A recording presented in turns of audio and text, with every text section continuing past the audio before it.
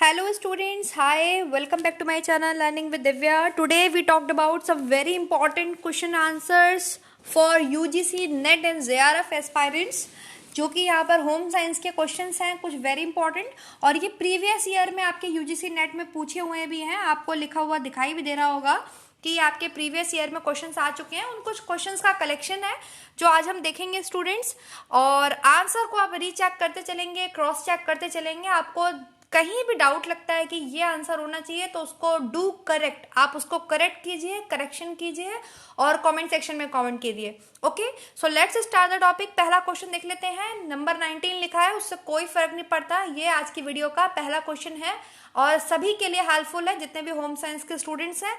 तो चलिए स्टार्ट कर लेते हैं। एक सफल प्रतिरक्षित प्रतिक्रिया मतलब जो भी एक्शन है उसके लिए निम्न पोषक तत्व आवश्यक होते हैं। सफल प्रतिरक्षित मतलब आपको इम्यूनिटी प्रोवाइड कर रहे हैं, आपको प्रोटेक्शन प्रोवाइड कर रहे हैं।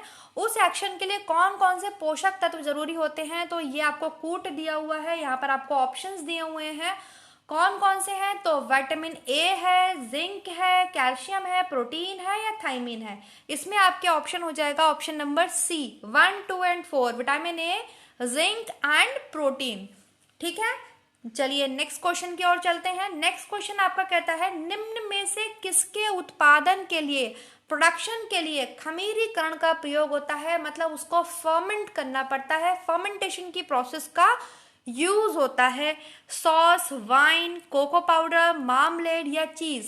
तो आपको पता ही है वाइन हो जाएगा, इसके अलावा आपके हो जाएगा 2, 3 कोको पाउडर हो जाएगा एंड चीज हो जाएगा। तो ऑप्शन नंबर आपके आ जाता है इसमें बी।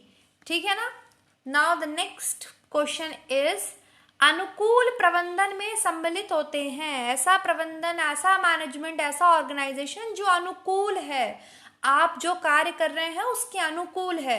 क्या क्या प्रोसेस होते हैं, कौन कौन से पॉइंट्स उसमें सम्मिलित होते हैं। बाह्य वातावरण का आकलन, मतलब आपने जो बाहर का वातावरण है उसको आकलन करना तो बहुत जरूरी होता है। उपयोजना की पहचान, आपकी प्री प्लानिंग की पहचान, आदेश की एकता, नियंत्रण का विस्तार, साधनों और क्षमताओं का मूल्यांकन, लक्ष्य की पहचान, आपके गोल्स की पहचान। तो यहाँ पर आप देख लीजिए, आपको एक कूट दिख रहा होगा, कौन सा इसमें से ऑप्शन ठीक हो जाएगा।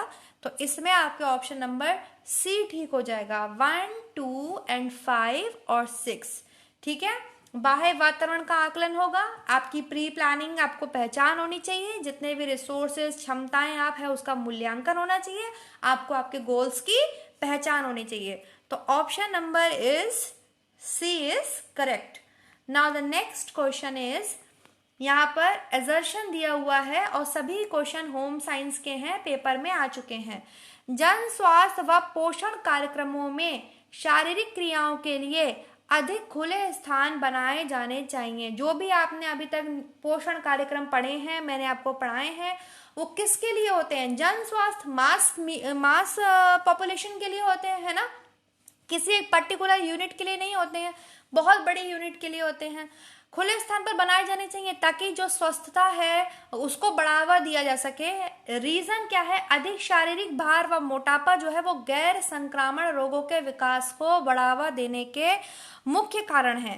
तो आपको समझ में आ गया इसमें क्या हो जाएगा, आपका असर्शन और रीजन क्या हो जाएगा, खुले स्थान पर बनाए जाने चाहिए जिससे कि आप जो है स्वास्थ्य और स्वच्छता को बढ़ावा दिया जा सके। आप घर घर जाके जन स्वास्थ्य पोषण कार्यक्रम चालू करवाएंगे कि एक खुले स्थान पर लगाएंगे, शारीरिक क्रियाओं को एक खुले स्थान पर करवाएंगे। तो इसमें आपके जो है ऑप्शन नंबर डी हो जाएगा, असर्शन और रीजन दोनों ही आपके ठीक हैं। ठीक है, तो option number D is right. Now the next question is, रक्त की जीव रासायनिक आकलन में, जब रक्त की आपकी जो बायोकेमिकल जो असेसमेंट किया जाता है उसमें सीरम के निम्नलिखित प्राचलिक लीवर मतलब यकृत की बीमारी का संकेत देते हैं। कौन से सीरम उसमें ऐसे आते हैं जो बताते हैं कि आपका लीवर बीमारी है, लीवर में आपके डिजीज है। तो सीरम का जो बिलीरुबिन है वो बढ़ जाना, एसजीओटी एसजीपीटी का कम हो जाना, एल्बुमिन कम होना, सीरम एल्बुमिन कम होना, सीरम ग्लोबुलिन बढ़ना, या एल्केलाइन फॉस्फेट कम होना। तो कौन सा कूट इसमें ठीक हो जाएगा स्टूडेंट्स, यहाँ देख लीजिए क्वेश्चन आप लोग, आपको दिखाई दे रहा होगा, एक सेकेंड। क्वेश्चन नंबर आपके है रक्त की जीव रासायनिक आकलन के लिए, तो इसमें आपके आ जाएगा option number C, serum bilirubin बढ़ जाता है तो बिल्कुल लीवर की आपकी बीमारी है, ठीक है। एल्बुमिन कम हो रहा है, इसके अलावा आपके ग्लोबुलिन बॉडी में बढ़ गया है, तो लीवर की प्रॉब्लम है ये, तो ये आपके हो जाता है option number C is correct. Now the next question is व्यक्तिगत प्रबंधन में मदद करने वाला लेखा जोखा निम्न है। यहाँ पे कुछ क्वेश्चन में आपको मिसप्रिंट मिलेगा, वो मैं पढ़ देती हूँ। व्यक्तिगत प्रबंधन में मदद करने वाला लेखा जोखा निम्न है, क्या क्या होता है? कार्य विनिर्देश, इनवॉइस, केओटी कार्य सारणी, या व्यवस्थापन का लेखा। तो option number C is correct, 1, 4 and number 5 is correct. तो आपके यहाँ पर ऑप्शन नंबर सी ठीक हो जाता है, ठीक है। कार्य विनिर्देश हो जाएगा, कार्य सारणी बनाएंगे आप किसी भी व्यक्तिगत कोई भी आप लेखा जोखा बनाएंगे तो एक सारणी बनाएंगे, और व्यवस्थापन का लेखा तो रखेंगे ही ना अपने पास।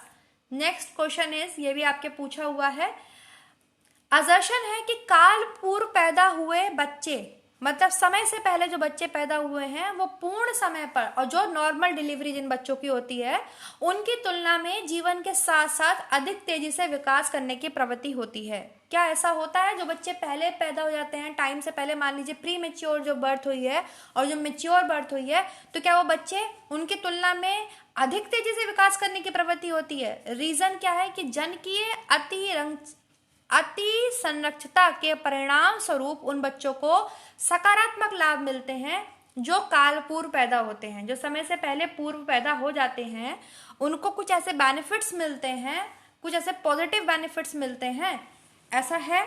तो आपके इसमें ऑप्शन नंबर हो जाना चाहिए बी, दोनों ही गलत हैं, बिल्कुल गलत हैं, और आपका असर्शन भी गलत है और रीजन भी गलत है। जो प्री मैच्योर बेबी है वो मैच्योर बेबी से कैसे जो है जल्दी विकास कर सकता है? उसको तो बहुत टाइम लगेगा डेवलप होने में, है ना। तो ऑप्शन आपके बी हो जाएगा। Now the next question is, निम्नलिखित में से किस सिद्धांतवादियों ने व्यवहारवाद में योगदान दिया? मतलब बिहेवियरिस्टिक थे वो, बिहेवियरिस्टिक में उन्होंने योगदान दिया है। तो आपके इसमें हो जाना चाहिए ऑप्शन नंबर डी, पावलव ने दिया है, स्किनर ने दिया है, वॉइट ने दिया है, ठीक है, सॉरी वॉटसन ने दिया है, वॉइट ने नहीं दिया है, जेबी वॉटसन, ये सभी आपके व्यवहारवादी हैं, इन्होंने व्यवहारवाद में योगदान दिया है। पावलव, स्किनर, वॉटसन सभी ने व्यवहार के बारे में बात करी है कि व्यवहार में परिवर्तन लाना ही लर्निंग है, ठीक है।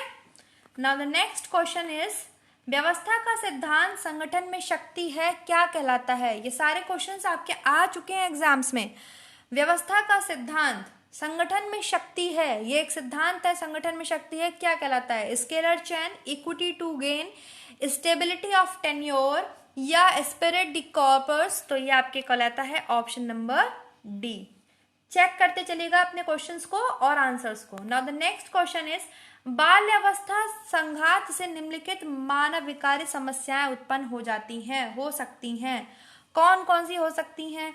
गंभीर असहचर्य, पीटीएसडी, नासा शोध, या अवसाद।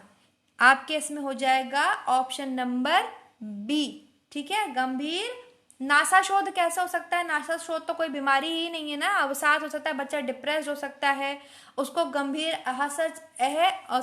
असहचर्य हो सकता है, पीटीएसडी हो सकता है। तो ऑप्शन नंबर इसमें आपके हो जाएगा बी, मैं यहाँ पे टिक कर देती हूँ option number B. Now the next question is, assertion है खाद्य सुरक्षा योजना परिचालन यंत्र का कार्य करती है। रीजन, HACCP हैसैप खाद्य वितरण इकाई की एकमात्र सुरक्षा योजना है। तो इसमें आपके हो जाएगा ऑप्शन नंबर सी, ए सही है लेकिन आर गलत है। हैसैप जो है खाद्य वितरण इकाई की एकमात्र सुरक्षा योजना है, ये गलत बात है। मैंने हैसैप पढ़ाया हुआ है, आप पढ़ सकते हैं फूड सिक्योरिटी में।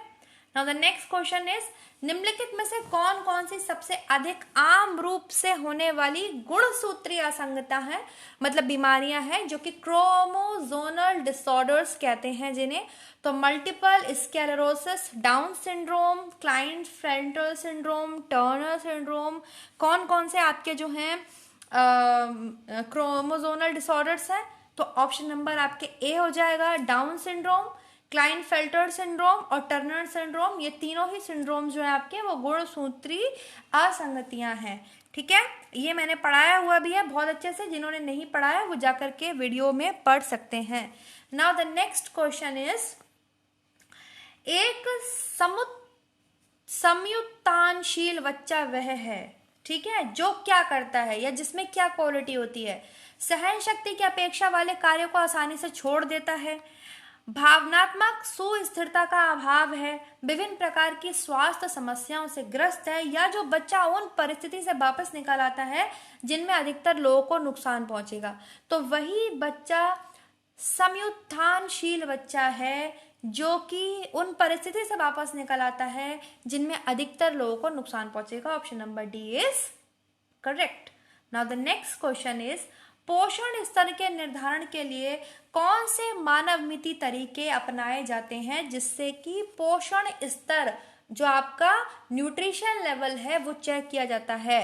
हीमोग्लोबिन की मात्रा का अनुमान लगाया जाता है, या MUAC किया जाता है, वेस्ट हिप रेशो, मूत्र में आयोडीन की मात्रा का अनुमान लगाना, या बॉडी मास इंडेक्स। तो इनमें से आपके कौन सा ऑप्शन ठीक हो जाएगा? तो आपके ऑप्शन हो जाएगा डी ठीक। अब MUAC क्या है इसको आप चेक कीजिए, वेस्ट हिप रेशे क्या है ये आप चेक कीजिए, जो वेस्ट हिप रेशे आते हैं, and then last one is body mass index.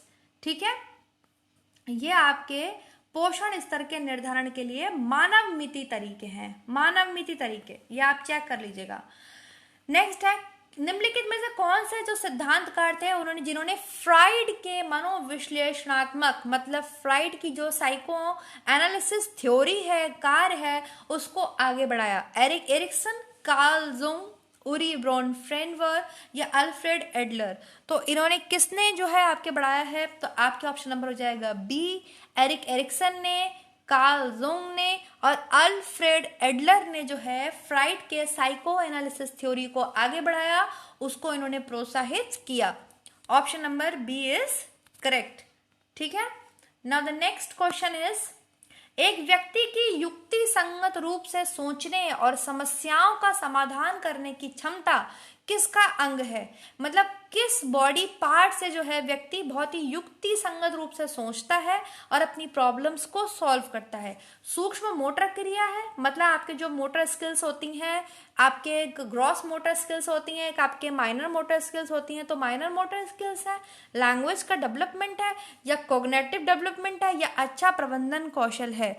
तो वो कॉग्निटिव डेवलपमेंट है। जब व्यक्ति का कॉग्निशन, उसकी बुद्धि का विकास प्रॉपरली होता है, उसके दिमाग का विकास प्रॉपरली होता है, वो प्रॉपरली जैसे होना चाहिए एज वाइज समझ सकता है संज्ञान को अपनी, जब वो स्वयं से तर्क वितर्क करने लग जाता है, तर्क वितर्क की बातों को समझने लग जाता है, तभी वो युक्ति संगत रूप से सोचने लगता है और समस्याओं का समाधान करने लगता है, जिसमें आपने जीन पियाजे जी का पढ़ा है कॉग्निटिव डेवलपमेंट, आपने वाइगोस्की के बारे में पढ़ा होगा, बहुत इंपॉर्टेंट थ्योरीज हैं वो, तो कॉग्निटिव डेवलपमेंट से रिलेटेड है ये। Now the next question is, मधुमेह के लक्षण कौन कौन से होते हैं? पॉलीयूरिया, पॉलीडिप्सिया, हाइपोग्लाइसीमिया, हाइपरग्लाइसीमिया, या हाइपोफेजिया? बड़ा ही इजी सा क्वेश्चन है, पूछा भी गया हुआ है। तो polyuria, polydipsia and hyperglycaemia, not it's hypoglycaemia, it's hyperglycaemia. तो option number D is correct. ठीक है, हाइपोफेजिया, हाइपोग्लाइसिया, हाइफेजिया, हाइपोग्लाइसीमिया कुछ नहीं है, हाइपरग्लाइसीमिया उसके लक्षण। आज की वीडियो का लास्ट क्वेश्चन आपके सामने आ जाता है, JNC 7 के वर्गीकरण के अनुसार सिस्टोलिक और डायस्टोलिक रक्तचाप में हस्तक्षेप करने का स्तर क्या है? तो जो आपके JNC 7 है ये क्या है? Joint national committee of prevention, detection, evaluation and treatment of high blood pressure या हाइपरटेंशन। ठीक है, JNC 7, JNC 6 is launched in 1987, I think 1987 JNC 6। तो ये आपके हाइपरटेंशन की जो प्रॉब्लम है उसमें बताते हैं कि नॉर्मल कितना ब्लड प्रेशर होना चाहिए, हाइपरटेंशन 1 में कितना होता है, हाइपरटेंशन 2 लेवल पर कितना होता है। तो वो जो स्तर है वो क्या है, तो जो मेरे अकॉर्डिंग आंसर होना चाहिए वो आंसर नंबर डी होना चाहिए, SBP. SBP stands for systolic blood pressure, मतलब एसबीपी को बोलते हैं सिस्टोलिक ब्लड प्रेशर। सिस्टोल जो होता है आपके और डिस्टोल प्रेशर होता है, ठीक है। DBP is diastolic blood pressure. तो मेरे लिए जो है वो less than 120 to less than 80 होना चाहिए, लेकिन जो मैंने आंसर देखा है वो आपके सॉरी वो आपके आंसर बता रहा है ए, नो ए नहीं हो सकता, ए बता रहा है आंसर। आंसर ए होना चाहिए, डी नहीं होना चाहिए। सॉरी मैं गलत बता गई, मेरे अकॉर्डिंग आंसर आपके ए होना चाहिए। लेस देन 120 है, लेस देन 80 है, यहाँ पर इन्होंने ग्रेटर देन 120 ग्रेटर देन 80 को आंसर माना है। तो आप लोग प्लीज़ ज़रूर चेक कर लीजिएगा JNC 7 का क्लासिफिकेशन, इसके बारे में पढ़ भी लीजिएगा क्या होता है हाइपरटेंशन में। तो option number A is correct है माय अकॉर्डिंग, मुझे आंसर नंबर डी मिला था। तो आप लोग इसको जरूर चेक कीजिए। यह आज की वीडियो का लास्ट क्वेश्चन है। Thank you so much students. Questions कैसे लगे हैं, वीडियो अच्छा लगा कि नहीं लगा, कमेंट सेक्शन में जरूर बताएगा। अगर आपको पसंद आएगा हम कंटिन्यू करेंगे। और भी क्वेश्चंस हैं प्रीवियस ईयर के जिन्हें हम यहाँ पर डिस्कस कर सकते हैं। Thank you so much. Next video में मिलेंगे नेक्स्ट टॉपिक के साथ, तब तक आप पढ़ते रहिए। Keep it up, all the best.